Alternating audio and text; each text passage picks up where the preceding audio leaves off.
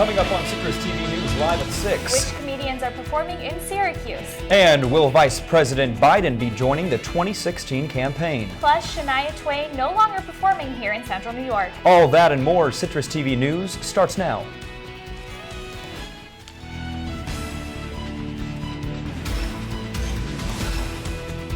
From the Citrus TV studios, this is Citrus TV News Live at 6, your campus news leader. Good evening and thanks for joining us. I'm Caroline Strange. And I'm Hunter Saenz. Your heating bill may be dropping along with the temperature this winter. That's our top story tonight.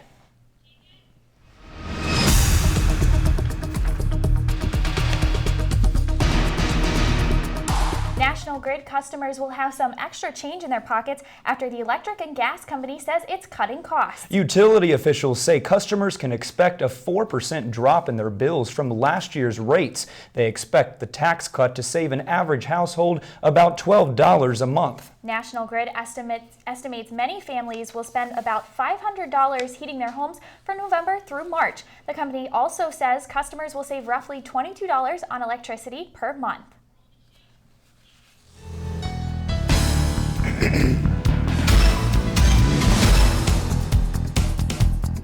The comedy duo behind the show Broad City will be performing here in Syracuse. Abby Jacobson and Ilana Glazier will take the stage at Goldstein Auditorium on October 24th.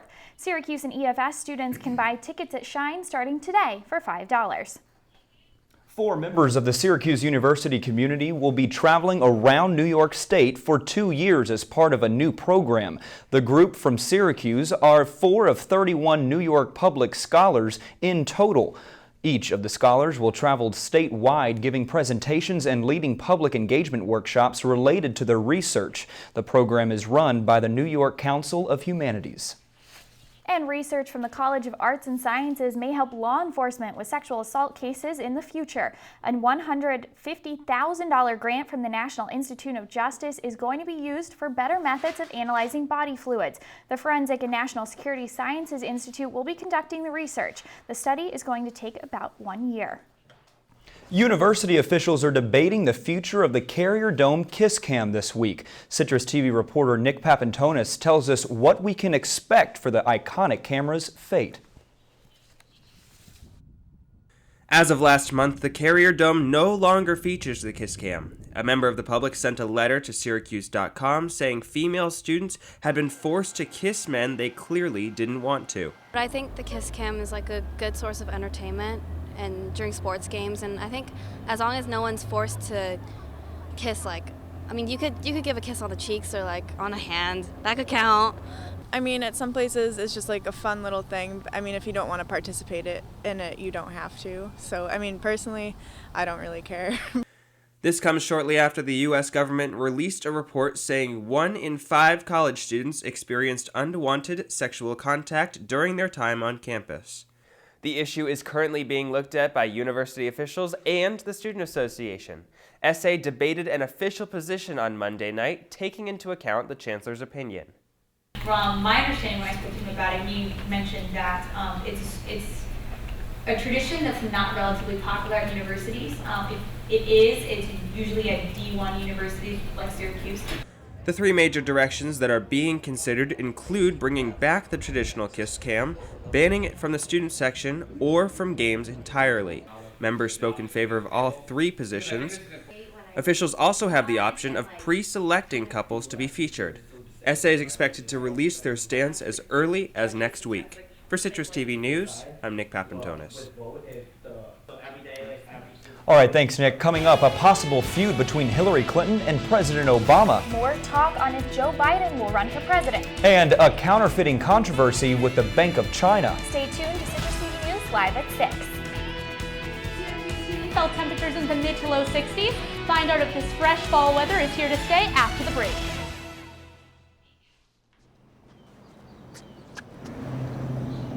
Here is my handle and here is my spout. When I get all steamed up, then I shout. Tip me over and pour me out. Oh. The smallest moments can have the biggest impact on a child's life. Cheers. Thank you. Take time to be a dad today. This new mom is struggling to get the skates just right. Now she's holding on for dear life. You don't have to be perfect to be a perfect parent. Thousands of siblings in foster care will take you just as you are. Connor is struggling in school. Finding lowest airfare to Istanbul. Why don't you understand me? I do.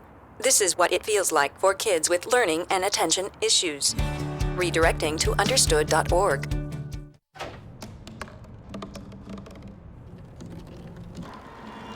Everybody has a dream.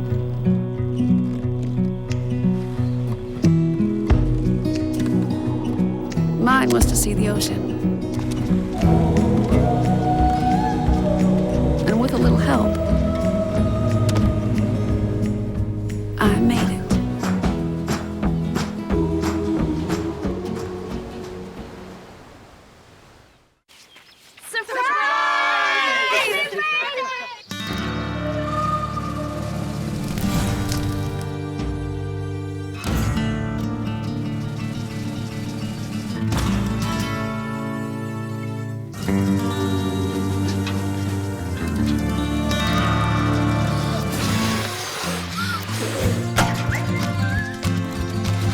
Preventing wildfires.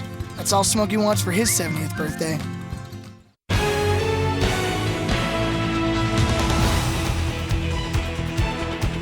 The New York City Fire Department will start diversity training for all of its firefighters. The training is part of a new effort to make the mostly white fire department more diverse. Last year, the city reached a $98 million settlement with a group of black firefighters who said the entrance exam discriminated against minorities.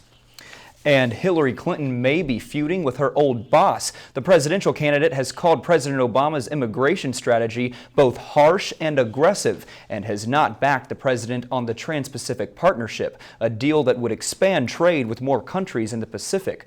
Clinton's campaign staff says if the time comes, she would criticize one day the president on the campaign trail.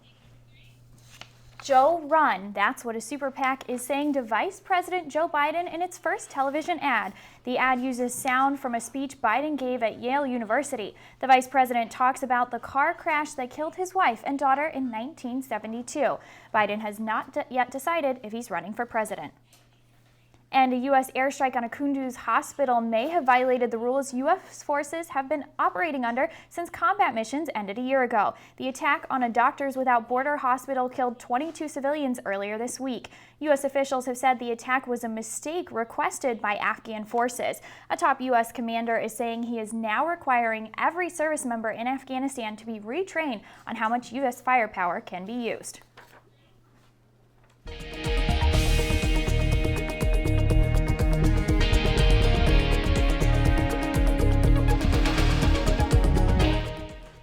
New free market policies in Belgium may not be so free. Tens of thousands of workers took to the street to protest the government's new austerity measures.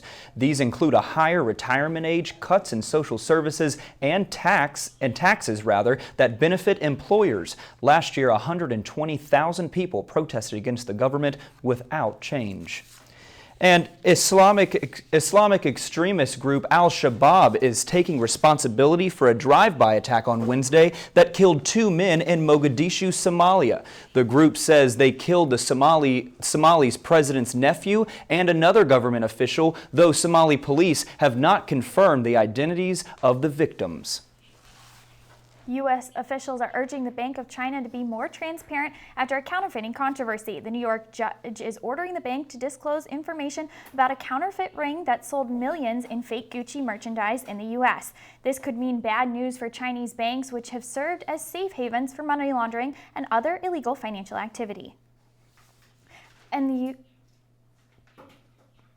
the U.S. will not collaborate with Russia in the fight against ISIS. That's according to Defense Secretary Ash Carter. He says as long as Russia continues to strike other targets besides ISIS, the U.S.-led coalition will not cooperate with Russian forces. Russia supports Syrian President Bashar al-Assad and has backed the Syrian offensive against Western-backed rebels.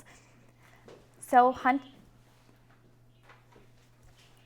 and Lindsay, what can we expect after the break? Coming up next on Citrus TV News Live at 6, Icymi fills you in on all of the entertainment news you may be missing. And what are you wearing to class tomorrow? We'll have the answer on the other side of the break. Oh, I just moved in with his family, and it's embarrassing. The little one, he likes to go outside and crawl around in the giant litter box. I don't know what he's doing. I mean, I was born and I knew how to use the litter box. Look at that! That's disgusting! Oh, poop already! You're making me nervous. Oh, okay, I can't look at this anymore. I really hope he grows out of this, for his sake. How can I help my daughter with her reading? Searching for help with dachshund breeding. No. Let me try. Sarah's bright, but when she's reading, she has trouble sounding out words. Playing world music. What? I give up. Wait, I was trying to show you how Sarah feels every day. Frustrating, isn't it? Redirecting to understood.org. Join parents and experts at understood.org, a free online resource about learning and attention issues to help your child thrive. Welcome to Orange Press Pass. Orange Press Pass is your ticket inside the Syracuse locker room. Hear from the coaches. We got some open looks from the perimeter and players. Well, I saw pressure coming from the backside. Get in-depth analysis, reports on site, and more. Let's go on OPP. Orange Press Pass, live after every Syracuse game.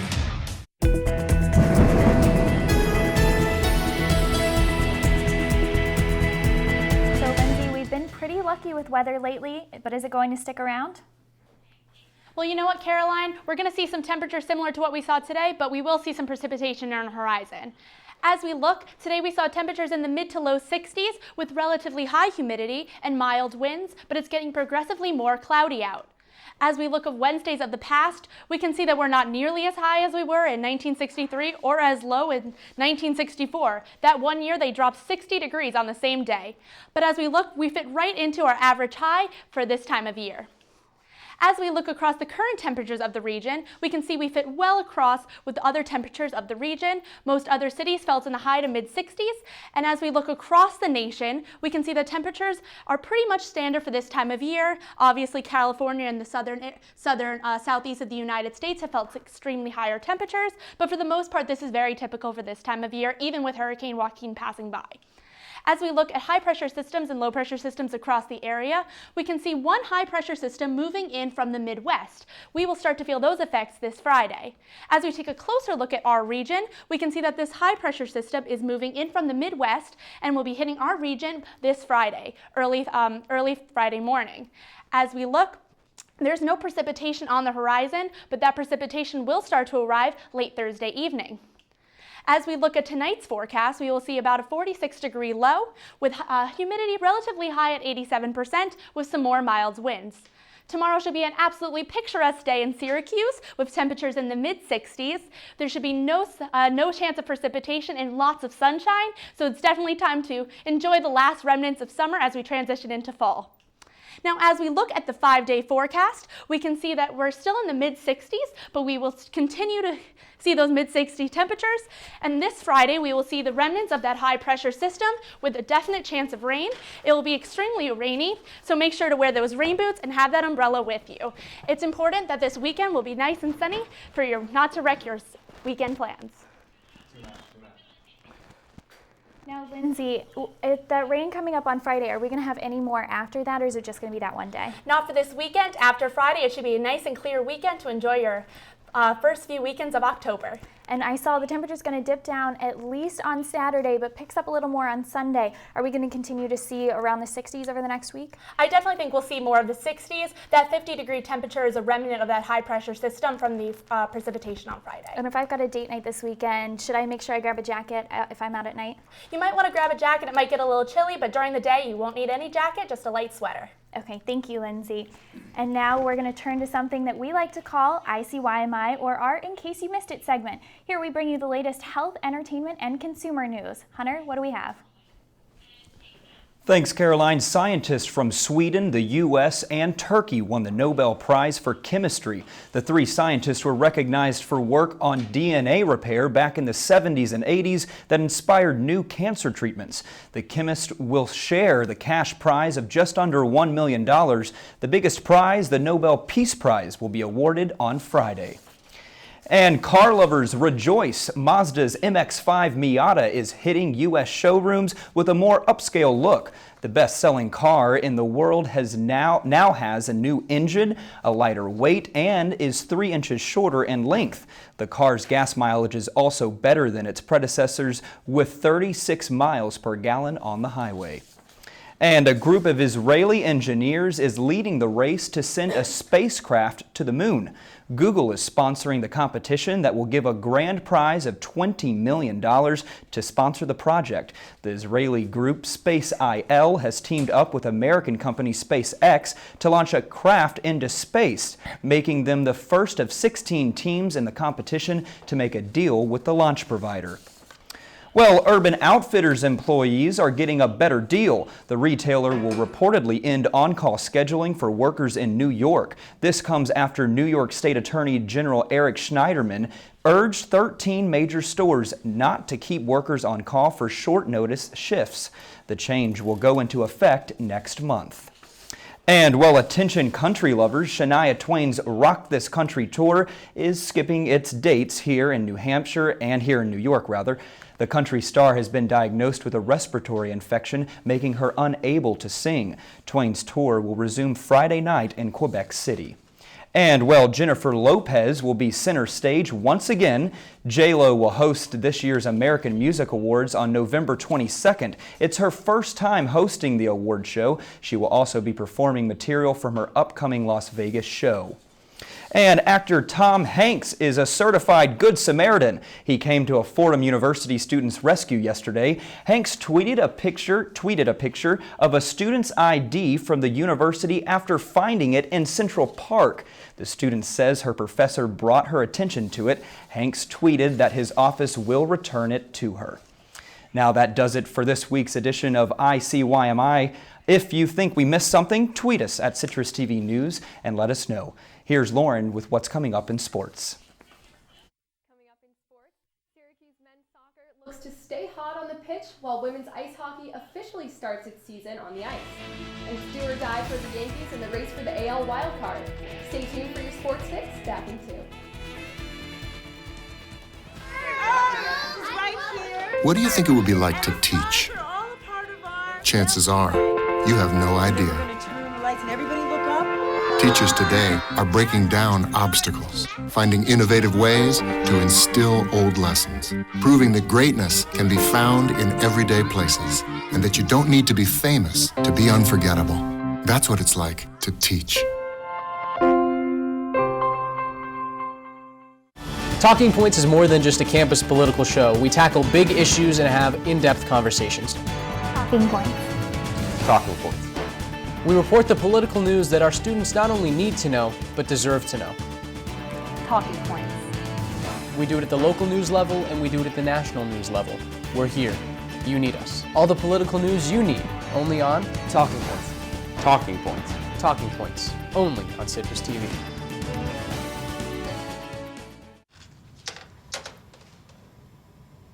Wow, these are really good. You act surprised.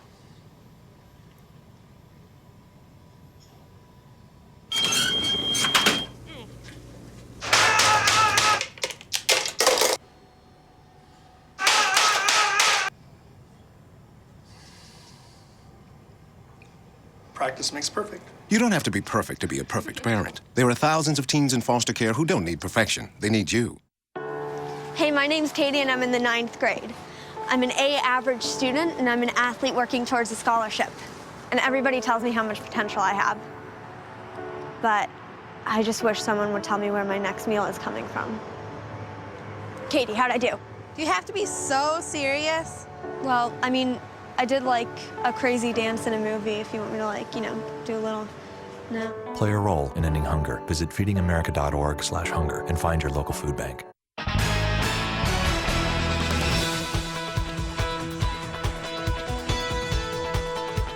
SU men's soccer team is on a roll as of late.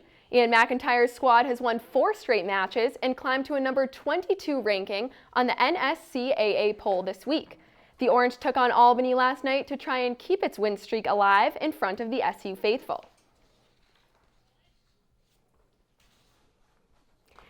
And it was a bit of a rainy night for the Orange, decent showing from the fans, and Syracuse did not disappoint. Liam Callahan to Ben Polk, bounces off Polk, Chris Nanko gains possession, somehow manages to meg that defender and get the ball in the back of the net. And play continues here as Albany puts one in, and that was Philip Presson to the head of Carlos Clark for his first goal of the season. Scores tied 1-1. Second half now, Oyvind Alseth puts the ball in the box, and it's headed by Ben Polk, saved by Danny Vitello in the 50th minute of play. Now Julian Boucher passes to Liam Callahan, and the shot is just wide there. Boucher into the box, and once again, the Orange just barely finds the back of the net. Ben Polk scores his 6th goal of the season and seals the win for Syracuse 2-1. Men's soccer wasn't the only team playing in the cold last night. The Syracuse women's ice hockey team laced up in the Kennedy Ice Pavilion for its season opener against Clarkson. The Orange took an early 1-0-1 start to the season with a 3-1 loss to the Golden Knights. Nick Petriccioni has more on the team's first loss. Syracuse opened up its 2015 season at home against number 5 Clarkson. Although the record books may show they lost 3-1, it says a lot about this team that they can hang with one of the tops in the nation. That's the number 5 team in the country as we speak. You know, I think we can play better, so we're capable of more. Says that, you know, we can hang with the best of them, and that number 1 CHA ranking wasn't for nothing. So, you know, we obviously came out and we held our own for a lot of it, and we even came back and gave them a run for their money. So I think it says a lot about our team and, you know, how we're going to be this year. I think we definitely stayed with them. I think we let in 2 soft goals in the first period and kind of playing catch up a little, but I think we bounced back pretty well and kept ourselves in the game. The Orange will look to put one in the win column as they begin a 4-game road trip starting Friday at Northwestern. Reporting from Kennedy Ice Pavilion, Nick Petriccioni, CitrusTV.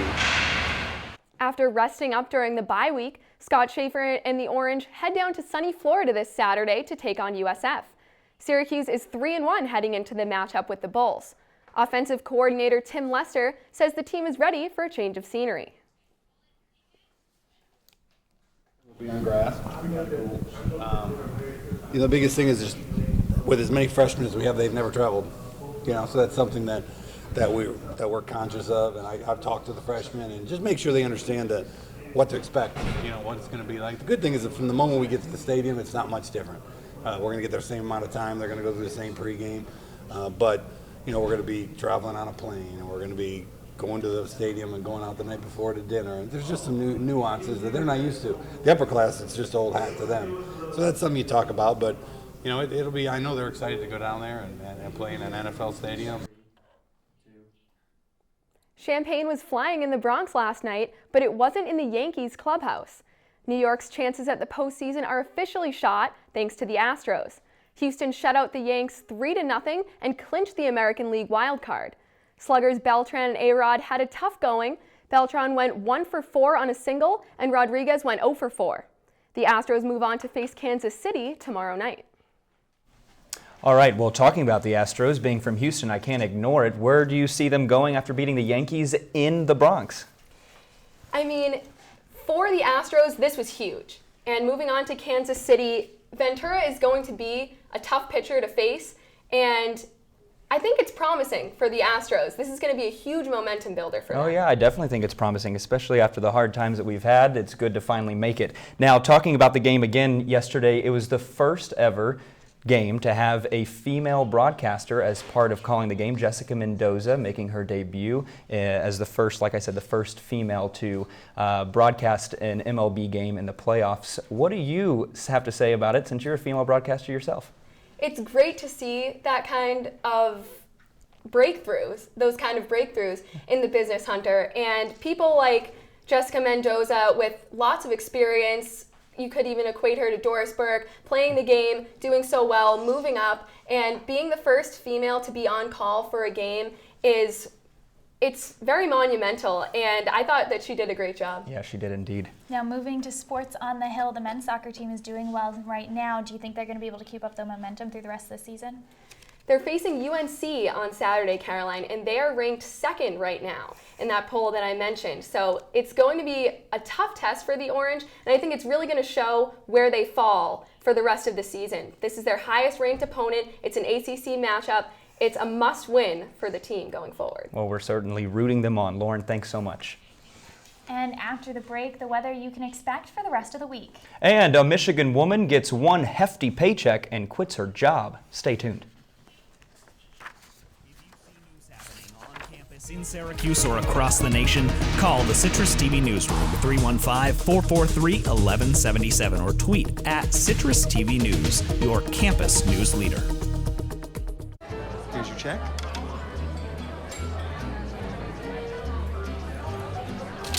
Oh, you got it. You know, since I got rid of my car, I really enjoy walking. Okay. God, no. Getting pulled over for buzz driving could cost you around $10,000 in fines, legal fees, and increased insurance rates. Oh, you're home early. You live with your mom? That'll set your game back a few years. Buzzed, busted, and broke. Because buzz driving is drunk driving. Pretty much a good day for me would be people leaving their hands off of me. I'm always called names. Everywhere that I go, there's always someone calling me names, calling me gay. I've been choked, thrown up against a wall, punched. Nobody's ever tried to help me.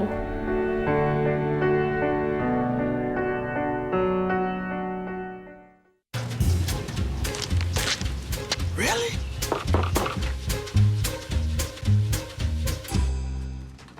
Buzz, what's up, man? You left some leaves burning out here. Yeah, I just came in just for a second. Come on, man. If it's too hot to touch, it's too hot to leave. You could torch the whole neighborhood. It's a good point there, Smokey. 9 out of 10 wildfires are caused by humans. Only you can prevent wildfires. All right, well, we've seen torrential downpours down in South Carolina. I mean, people are dying down there with the record floods. What's your take on it? Is it coming up here? You know, I don't think it's coming up here, but I definitely hope that those people in South Carolina find some relief soon. They ordered an evacuation notice earlier this morning, so hopefully those people can find some drier climates, and hopefully everyone stays safe. Yeah, our thoughts are with them. And as I headed on my way here, the sky was starting to look a little dark. Am I going to need to share an umbrella with somebody on my way home? Hopefully not. We're not supposed to see that high pressure system until Friday, which will bring the rain, but you never know with Syracuse, and hopefully just always keep that umbrella on you. All right, and finally, what should we expect waking up tomorrow? Tomorrow should be a lovely day, lots of sunshine, which is very unlike Syracuse. So just make sure you're wearing like a light sweater, just some pants, no jacket. It's going to be a really great day. All right, thanks, Lindsay. One lady was having a rough time working 3 shifts at her job at a fiberglass factory. And that was during that 3rd shift of her job that Julie Leach took a break at McDonald's and found out she won the lottery. Well, great news. Leach checked the 5 numbers in the drive-thru line. She won a jackpot of more than $310 million. But get this, I love this part. She then quit her job immediately. As I would do if I right, won that wouldn't much. we all? She hopes to use the money to build homes for her children and grandkids. And that's all the time we have for today. Make sure you check us out online at CitrusTVnews.net. Have a great night.